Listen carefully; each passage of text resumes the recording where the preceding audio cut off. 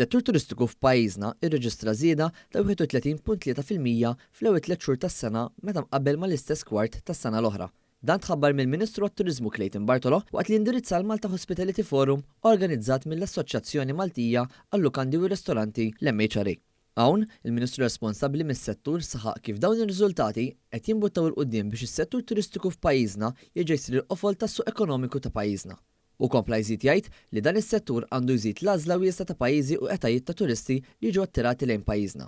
Saħaq li b'relazzjoni għal dan qed isir investiment biex inġibu lejna turisti mill-Istati Uniti, mill-Ġappun, mill-Awstralja u mill-pajjiżi tal-Golf permezz ta' mudell turistiku sostenibbli fuq li nippreservaw l-istorja u l-artiġjanat ta' pajjiżna. Il-Ministru Bartolo żied jgħid li pajjiżna qed jaħdem biex nofru servizz aħjar f'dan il-qasam permezz ta' bżonn ta' kwalifikazzjoni denja biex wieħed jaħdem fih. B'mod partikolari bit-tnedija ta' Skills Pass li huwa applikabbli għal dawk iċ-ċittadini minn barra l-Unjoni Ewropea.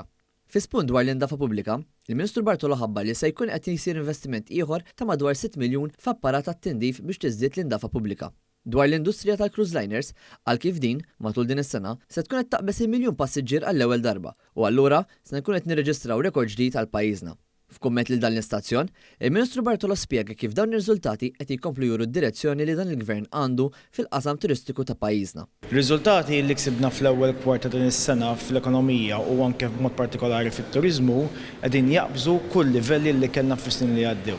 L-ewwel kwarta din is-sena kien rekord f'termini turistiċi, kemm fin-numru ta' turisti ġew f'pajjiżna, kemm fil-guest nights li tqattawhom Malta u anke fejn tidħol in-nefqa tagħhom. U dan fi żmien meta qed naraw l-inflazzjoni li qed tonqos. Għalhekk dan ifisser illi t-turisti f'pajjiżna qed iħallu iżjed flus fl-ekonomija tagħna u dan hu fejn irridu mmorru aħna.